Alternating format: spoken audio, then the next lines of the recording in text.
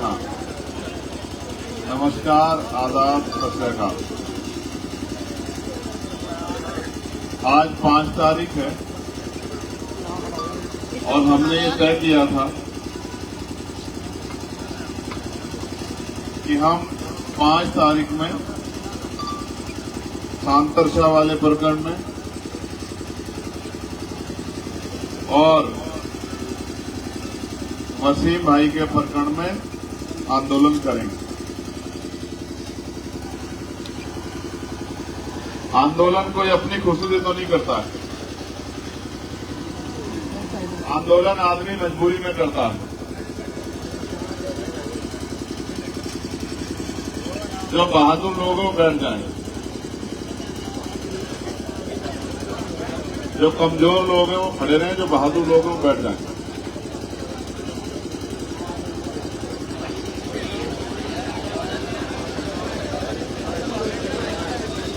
इनको देखने से कमजोर लग रहे हैं।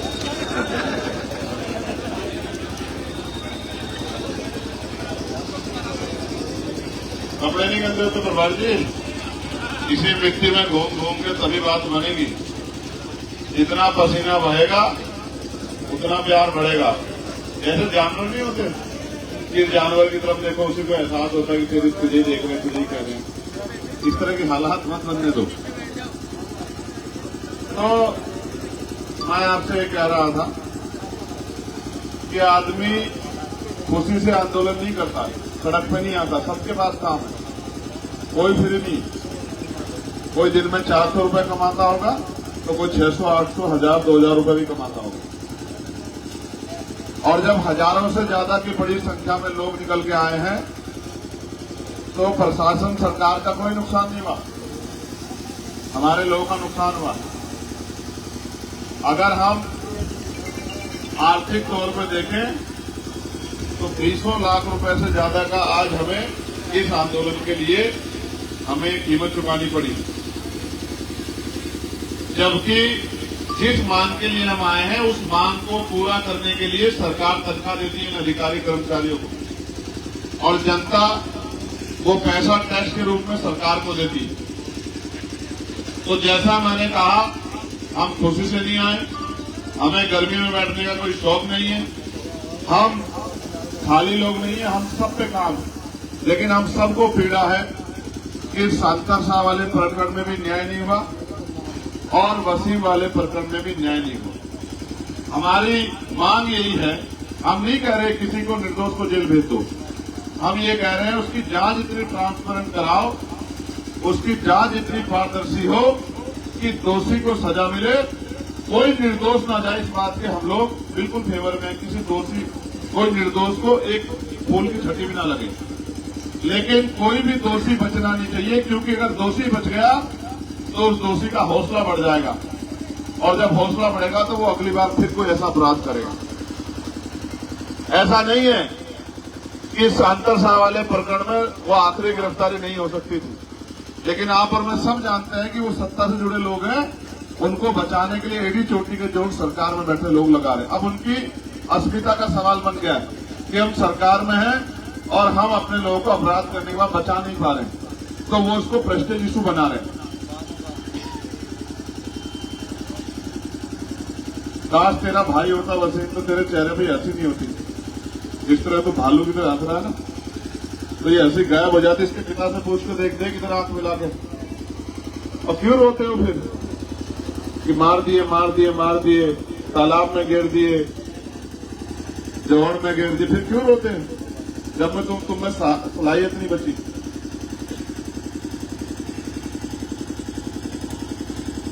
मैंने तो जानवरों को देखा, मैंने तो बंदरों को देखा। एक बंदर मर जाता है तो सारे बंदर जो है उसके आसपास घुस जाते हैं। तकलीफ तो इंसानों को हो क्या गया। और मैं तो इनमें भी जो इस्लाम को मानते हैं उनको कहना चाहता हूं कि जो हजरत पैगंबर साहब ने सुन्नतें दी हैं कुरान में, उसी पे चलो। अगर उसी पे चल लोगे तो बहुत सारी मुसीबतें तुमसे दूर हो जाएंगी। तो उसी पे नहीं चलते हो, अपने मतलब के हिसाब से चलते जितना तुम्हें चलना। अगर चलते तो इस दर्द के सामने किसी की आंखों का पानी नहीं रुकता। लेकिन तुम्हारा किरदार बताता है कि तुम किसी धर्म की नहीं, तुम तो सिर्फ अपने बारे में सोच रहे हो। कोई धर्म कोई मजहब नहीं सिखाता कि किसी दूसरे का खून बहा दो और खुश हो जाओ, कोई नहीं सिखाता। और जो आज सत्ता में बैठ के सोच रहे हैं कि हम दूसरे का खून बहा के और आरोपियों को बचा के खुश हैं, तो याद रखना ऊपर वाले की लाठी में आवाज नहीं होती। जिस दिन आपके ऊपर पड़ेगी आप कहेंगे जाकर किसी गरीब को सताना नहीं। क्या सोचते हो? ये टीन की सैड लगाई क्या? ये टीन की सैड तोड़ नहीं सकते हम लोग? क्या है इनमें तोड़ने में? है क्या इनमें तोड़ने में? अगर हम तोड़ना चाहते तो हम ये टीन की सैड तोड़ नहीं देते क्या? अगर हम इन पुलिस वालों से हमारा कोई झगड़ा है क्या? फर्क वर्दी का ही तो है। ये वर्दी पहन के अपनी ड्यूटी कर रहे हो, बिना वर्दी पहने अपनी ड्यूटी कर रहे हैं। हमें इस प्रदेश के किसी भी जाति धर्म का, हिंदू हो, मुसलमान हो, सिख हो, ईसाई हो, बौद्धिस्ट हो, सबकी चिंता है। हर व्यक्ति जिसके साथ जुल्म होगा, किसी धर्म की बेटी हो, हमें सबकी चिंता है। तो जिन्होंने 16-16 महीने जेल काटी हो, जिन्होंने 2 बार तिहाड़ देखी हो, कोई किसे डरेंगे? ये जो ये लगाई है टीन की चादरें, ऐसे में तो हमारे पशु रहते हैं वहां। इन चादरों से डरते हैं, गोलियों से तो डरते नहीं, इनसे डरते हैं। हम तो कानून को मानने वाले लोग हैं, हम उद्दंडी नहीं है। ये भीम आर्मी, आजाद समाज पार्टी या उमेश भाई के साथी, किसान उनके साथी, ये सब संविधान को मानने वाले लोग हैं। वरना इनको टीन को फाड़ के वहां रखा तो डीएम साहब के कार्यालय में क्या हम इतने कमजोर है क्या? नहीं, हम इतने कमजोर। और ये तो बेचारे, मुझे नहीं पता इस जिले में कितना फोर्स है। जिलों में मुश्किल के 1500-1600 का फोर्स है और सब नहीं है यहाँ। और आप भी जानते 10,000 से ज्यादा लोग आए थे आज हमारे साथ। हमारा मकसद किसी को सताना नहीं है। हमारा अंतिम मकसद ये है कि इन परिवारों को न्याय मिले और कुर्सी पर बैठा अधिकारी किसी नेता के प्रति जिम्मेदार ना हो, आप जनता के प्रति जिम्मेदार हैं। हम पार्लियामेंट में भी हर विषय पर लड़ते हैं। और मैं आपको कहता हूं, अगर यहाँ की सरकार को लगता है कि उनमें दम है, वो कर लेंगे, तो वो उनका हिसाब तो आने वाले कल में जनता करेगी। लेकिन पार्लियामेंट में मैं चंद्रशेखर आजाद आपको विश्वास दिलाता हूं, मैं मेंबर ऑफ पार्लियामेंट के साथ साथ कमजोरों का भाई भी हूं, कमजोरों की आवाज भी हूं, मजलूमों का हमदर्द भी हूं, हर गरीब का अपना चाहे भाई बेटा माने, सहयोगी माने, वो भी हूं। और पार्लियामेंट में 2 कमेटी है हमारी, एक जिसको मिनी पार्लियामेंट कहते हैं, SC/ST वेलफेयर कमेटी, मैं उसका भी मेंबर हूं। और मैं कमेटी ऑफ होम अफेयर्स का भी मेंबर हूं। मैं यहाँ के डीजीपी को ना मैंने तलब करवा दिया तो मेरा नाम चंद्रशेखर आजाद नहीं। क्या समझ रहे यहाँ बैठे? क्या मानते? क्या जमहूरियत में ताकत है लोकतंत्र में? आज जो अधिकारी हमारा रास्ता रोक के खड़े हैं, हम आने वाले कल में इतनी मेहनत करेंगे कि ये माला लेके अगर स्वागत नहीं करें हमारे लोगों का, तो मेरा नाम चंद्रशेखर आजाद है। ये तो जमहूरियत है।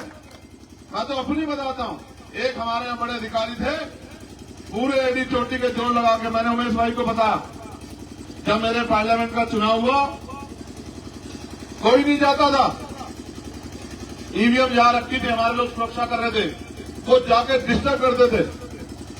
अभी मुझे मिले तो ऐसे सीना तान के ऐसे जय सर, तो मैंने कहा देखो 6 महीने में कितना समय बदल गया है।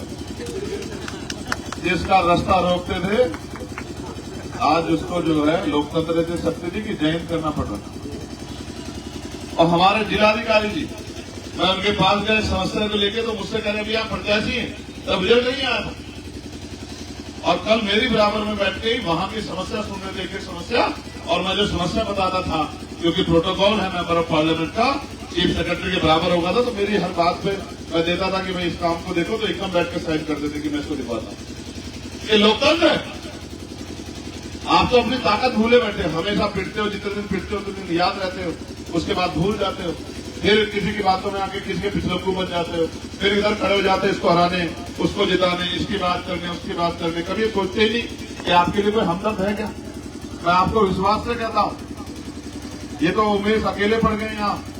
अगर 4-5 मेंबर ऑफ लेजिस्लेटिव असेंबली होते, हमारे 5-6 एमएलए हमारे यहाँ होते, तो हम इन अधिकारियों को कुर्सी पर नहीं बैठने देते जब तक दोनों मामलों में हमारे मन चाहे कार्यवाही नहीं हो जाती। ये तो हम लोग कमजोर हैं कि एक आदमी यहाँ है और ये बेचारे कोशिश तो करते। मैं तो पार्लियामेंट में आपने सुना नहीं सुना, कोई बोलता है मुझसे ज्यादा पार्लियामेंट में? कोई आवाज उठाता है पार्लियामेंट में? कोई ऐसा है जिसकी आवाज नहीं उठाता?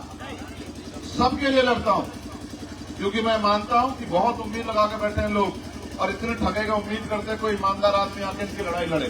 किसानों की लड़ाई हो, मजदूरों की लड़ाई हो, पहलवानों की लड़ाई हो, नौजवानों की लड़ाई हो, बेरोजगारी की हो, महंगाई की हो, आशा, आंगनबाड़ी, भोजन माता, होमगार्ड, पुलिस के साथियों की आवाज उठाता हूं कि इनकी ड्यूटी 8 घंटे की कर दो, इनको सप्ताह में एक दिन छुट्टी दो, इनके वेतन विसंख्या दूर कर दो, इनके ट्रांसफर होते, इनके बच्चों को पढ़ने में दिक्कत होती है तो अच्छे स्कूल खोल के लाइन में व्यवस्था कर दो कि ये वहां पढ़ा सके। सबके लिए आवाज उठाता हूं, अर्धसैनिक बलों के लिए आवाज उठाता हूं, पुरानी पेंशन के लिए आवाज उठाता हूं। और अभी न्यूनतम मजदूरी में मैंने 29 जुलाई को आवाज उठाई थी और सरकार को झुके जो है अभी 5 दिन पहले मैंने 700 रुपये की मांग की थी, 783 रुपये करनी पड़ी केंद्र सरकार को न्यूनतम मजदूरी।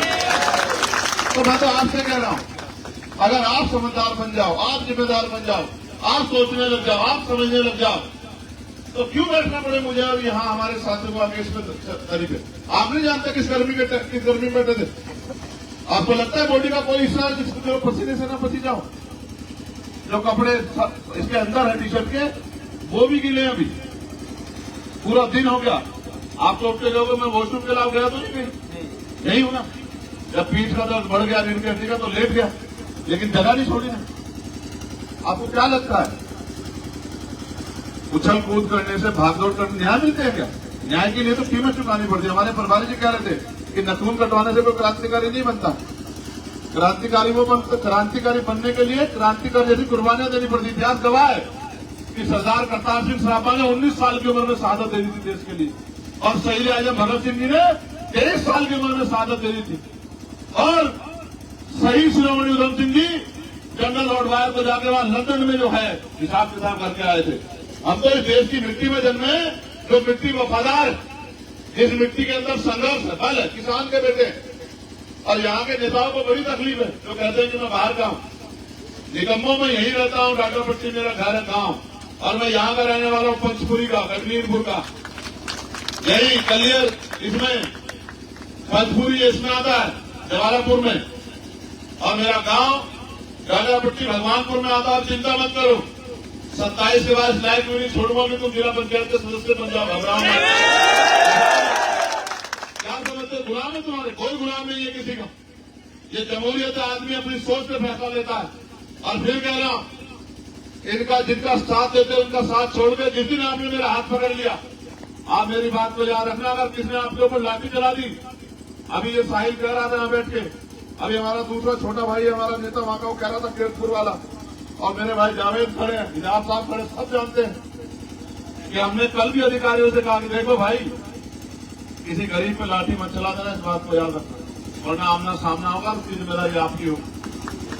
ये मत समझना चंद्रशेखर आजाद खड़ा है, 5,12,000 एक आदमी खड़ा है, क्योंकि 5,12,000 लोगों ने तो मुझे वोट देके भेजा कि साहब आप जाओ मेंबर ऑफ पार्लियामेंट बनकर, और ये तो मौका नहीं मिला हरिद्वार वालों को देने का।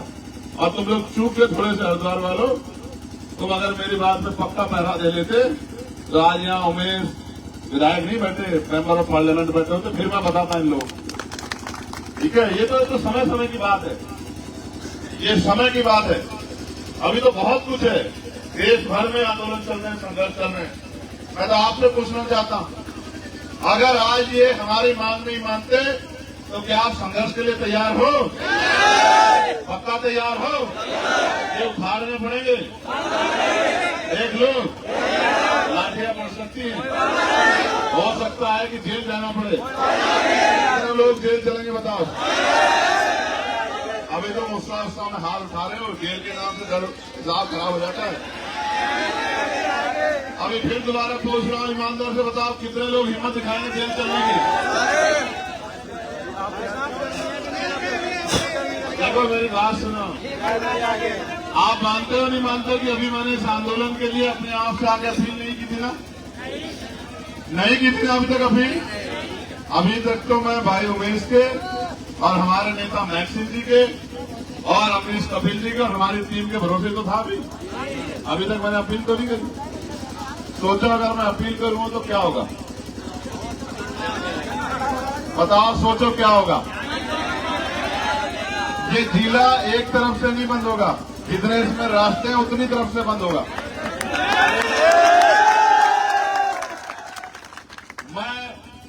मेरी आम आदमी से कोई लड़ाई नहीं है कि कोई एक आदमी परेशान हो, वरना धरना यहां नहीं होता। आप मानो मेरी बात को। अगर आम आदमी को परेशान जिस तरह करते हैं दूसरी पार्टियों के लोग, अगर उस तरह का धरना करना हो तो यहां नहीं होता। किसी को परेशानी ना हो इसलिए हम लोग यहां बैठे हैं, वरना हम लोग सड़क पे भी बैठ सकते थे। लेकिन हम लोग यहां इसलिए बैठे हैं क्योंकि हम अपने प्रदेश के प्रति, आम जनता के प्रति, हर एक व्यक्ति के प्रति जिम्मेदार हैं। मैं आपसे भी कह रहा हूं, आप हिम्मत जुटाओ। एक बार के आंदोलन से काम नहीं चला करते एक बार के आंदोलन से। एक बार के आंदोलन से काम चला करते तो ये सरकारें वैसे ही बात मान लिया करती। ये तो आज का ट्रेलर था। मुझे लगता है कि आप उत्तराखंड सरकार पिक्चर देखना चाहती है पूरी। इंतजार करो और भरोसा करो, पिक्चर ही दिखाएंगे।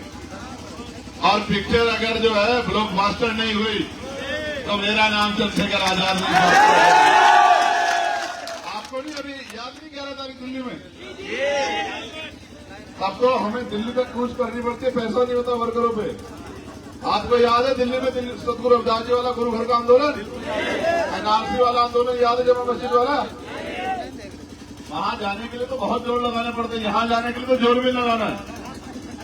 यहां तो 2 जिलों को ही कह दूंगा, हरिद्वार वालों को इनको धमका के कह दूंगा, हरिद्वार वालों को मैं कुछ करके खा लो, और सहारनपुर वालों को कह दूंगा।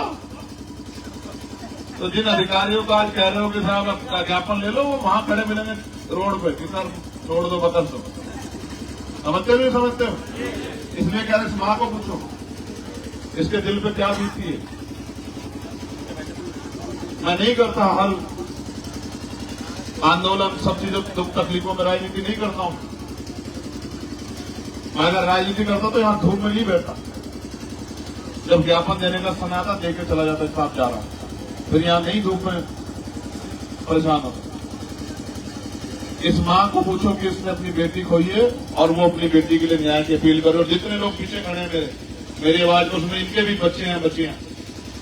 कुदरत ना करेगा किसी के साथ ऐसी घटना हो गई कि उसकी बच्ची का रेप हो और फिर उसकी हत्या कर दी जाए, तो तुम्हारा बस चलेगा तो गोली मार दोगे सामने वाले को। जिसको लगती है, जिसको तकलीफ होती है, उसे ही पता होता है। अब क्यों ना खड़ा करें हम सवाल उत्तराखंड पुलिस पे? क्या रणवीर एनकाउंटर छूटा नहीं किया था पुलिस ने? क्या देहरादून में बताओ जावेद खान किया था नहीं किया था रणवीर एनकाउंटर छूटा? और 17 लोगों को कोर्ट ने सजा दी है नहीं दी? तो फिर क्यों ना करें शक तुम्हारे ऊपर कि तुम किसी गरीब की जान ले सकते हो? क्या कारण है ऐसा जो तुम्हारे ऊपर शक में कि तुम इंसान नहीं हो? क्यों ना शक किया जाए और क्यों ना सवाल पूछा जाए? हमारा सवाल पुलिस पे नहीं है, लेकिन हमारा सवाल उस सोच के अधिकारियों पे है जो सत्ता के आगे नतमस्तक है और किसी भी कीमत तक अपने नेता को खुश करने के लिए जा सकते हैं। इसलिए हमारा सवाल बनता है। और यही अगर वसीम की जगह ये सोनू होता, ये मोनू होता, ये अजय होता, अभय होता, तो भी इसी तरह लड़ते हम लोग जिस तरह आज लड़ रहे हैं। जिस तरह जो है आज संघर्ष में, तो भी इस तरह लड़ते। बात ये नहीं है कि बात वसीम की है, बात यह है कि अगर अन्याय किसी के साथ हुआ है तो हम सब लोगों की जिम्मेदारी बनती है कि वह न्याय अंतिम होना चाहिए। कहते हैं फर्स्ट इंप्रेशन लास्ट इंप्रेशन। पहली जो है ताकत ऐसी दिखनी चाहिए कि दोबारा प्रशासन को ऐसी गलती ना करे। जब लड़ाई लड़ने की बात आती है तो न जाति, न धर्म, न समाज कोई मायने नहीं रखता। मायने रखता है कि आप अपने मन को संतुष्ट कर दो कि आपने किसी की मदद के लिए आवाज उठाई या नहीं उठाई। क्या मैं आपसे पूछना चाहता हूं कि अगर जुल्म होगा और अन्याय होता दिखेगा तो क्या ये जिम्मेदारी नहीं बैठती एक शानदार शहरी की कि वो अपनी जिम्मेदारी अदा करके उसके जुल्म के खिलाफ आवाज उठाए? बताओ बैठती है नहीं बैठती है? इसी हरिद्वार में धर्म संसद हुई और यहीं से हजरत पैगंबर मोहम्मद साहब के खिलाफ तमाम तरह की उल्टी सीधी बातें यहीं से शुरू हुई। सबसे पहले हुई है नहीं बताओ? और हमने पहली बार में जवाब नहीं दिया, आंदोलन नहीं किया, गिरफ्तार नहीं कराया, तो आज देखो वो लड़ाई यहां ले जाके कहां तक पहुंच गई। उनको लगता है कोई कह नहीं सकता। और मैं तो धन्यवाद दूंगा मैक्सिमी टीम का, उन्होंने उसके खिलाफ भी आंदोलन करके रुड़की में और मुकदमा दर्ज कराने का काम किया था। लेकिन आज जो ये मैं जो पहले कह रहा था कि अपराधी का हौसला बढ़ता है, ये हौसला इससे बड़ा है कि आपने सोचा कि ये तो चलो ठीक है, कह दिया कोई बात नहीं, कह दिया कोई बात। मैं आपसे भी कह रहा हूं, मुस्लिम समाज के भाइयों से, आप ये आपको आक्रोशित करके सड़कों पर लाना चाहते हैं, ये चाहते हैं हम सड़कों पे आओ और इनके एजेंडे आसान हो। आप मत आओ, आप घर रहो, क्योंकि ये अम्बेडकरवादी जो लोग हैं, ये जो न्याय पसंद लोग हैं, ये सब लोग संविधान के साथ चलने वाले लोग। और ये संविधान को बचाने के लिए, अगर संविधान के आधार पर जब धार्मिक आजादी सभी को है, संविधान सभी धर्मों को सम्मान देता है, तो ये अपने आप लड़ाई लड़ लेंगे। आप इनके पीछे खड़े रहो, आपको आगे आगे कुछ करने की जरूरत नहीं है, इनका मोहरा बनने की जरूरत नहीं है। यही चाहते, जो काम ये सीधे नहीं करते फिर पिठों से कराते हैं कि ये कोई बयान देंगे, आप लोग रिएक्शन देंगे और ये कहेंगे देखिए साहब क्या हो रहा है। ये कभी ये नहीं बताएंगे कि आजादी की लड़ाई में सबसे ज्यादा बलिदान जो है, इंडिया गेट पर अगर जाकर नाम पढ़ोगे तो वो मुस्लिम समाज के लोग हैं। कभी नहीं बताएंगे आपको कि ये आजादी माफी मांग के नहीं मिली है, ये आजादी भीख में नहीं मिली है। इस आजादी के लिए कुर्बानियां देनी पड़ी है, मिटना पड़ा है, बर्बाद होना पड़ा है, अपनों के खून को अपने सामने उबलते हुए देखना पड़ा है, निकलते हुए देखना पड़ा है, अपने लोगों को फांसी में चढ़ते देखना पड़ा, तब जाकर आजादी मिली है। इनको तो लगता है, जो लोग आप सत्ता बैठे हैं, कि सिर्फ नारा लगाने से, माफी मांगने से, लेटर लिखने से आजादी आ गई। मैं तो आपसे कहूंगा, मैं सुबह से इंतजार में हूं कि आपका मन पक्का हो जाए कि ये लड़ाई लड़नी पड़ेगी, इससे भाग नहीं सकते। कब तक भागोगे इसका बताओ, कब तक भागोगे? कोई रास्ता नहीं है भागने का, और हम नहीं चाहते भागना। हम इस लड़ाई को लड़ना चाहते हैं, और हमारी कोई लड़ाई नहीं अधिकारियों से। हम तो ये चाहते हैं कि वो न्याय संगत काम करे, क्योंकि संविधान इस बात की इजाजत देता है। हमारे सवाल लोकतंत्र में जायज, अगर मुझे कोई पीड़ा होगी तो मैं अपनी पीड़ा को रखूंगा, ये मेरा अधिकार। ये कॉन्स्टिट्यूशन का आर्टिकल 19 हमें देता है कि हम अपने साथ हुई हर परेशानी पे अपना सवाल खड़ा करें और उसका जवाब मांगें। और जवाब देना अधिकारियों की जिम्मेदारी है, जिन अधिकारियों को कुर्सी में बिठाया गया कि वो जवाब दें। मैं आपसे अपील करता हूं, बैठ जाओ, जो सम्मानित अधिकारी आएंगे हम उनको सुनेंगे। और मैं अब के बाद बैठने को नहीं कहूंगा, क्योंकि ये भीड़ लगे हुए ऐसा काम नहीं करता हूं मैं।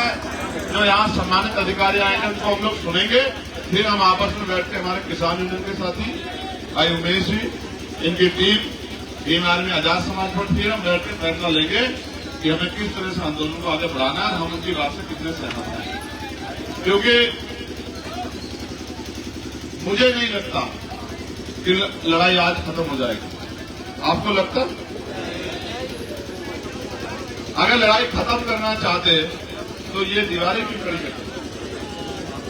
फिर तो बुलाते और 10 मिनट में वहीं से कहते हैं कि भाई ये लोग, आप बताओ क्या चाहिए, बताओ भाई। जनता मैदान है और खुला हुआ है, जिसमें हौसला आ जाओ, लड़ो। और देखो, जिनको आदर्श मानते हैं, जब उन्होंने बलिदान दिया तो फिर काहे को डरना यार। एक बार तो मैदान में तो गोली खाई करते यार, फिर काहे को डरना। मौत एक दिन आएगी, लेकिन कम से कम ये तो ना हो कि हमने गोली देकर पीट कर ली थी सामने, ये तो रहो कि हमने गोली का सामना सामने से किया तो उसको भी निपटेंगे। तो मैं आपसे आग्रह करूंगा कि आप बैठ जाओ, और अभी अधिकारी गए हैं, वो अपनी बात रखेंगे, फिर हम बैठ के अपनी वार्ता करेंगे, फिर हम फैसला लेंगे क्या करना है। क्योंकि हम परिवारों को परेशान करके लड़ाई नहीं लड़ना चाहते। कहीं गलती से एक परिवार के व्यक्ति को कोई नुकसान हो गया, कोई परेशानी होगी, तो सारी उम्र का कलंक होगा कि हम वहां गए थे और उनके नेतृत्व में ही हो गया। हम नहीं चाहते, क्योंकि हम समझते हैं ना, हम तो आम आदमी को भी नहीं बुलाते, हम तो कोशिश करते हैं कि लड़ाई अपने भरोसे लड़ी जाए। क्योंकि अगर कोई जेल चला जाता, बाद में कहते हैं उसके घर के लोग के साथ उनकी वजह से जेल चला गया। तुम तो जेल जाने को तैयार हो, नहीं तैयार हो? दोनों अल्फाज लोग जेल जाने के लिए तैयार है। ये साहिल का एक उठ रहा था, दोनों उठ गए। पक्का चलोगे जेल? ठीक है, बैठ जाओ, इंतजार।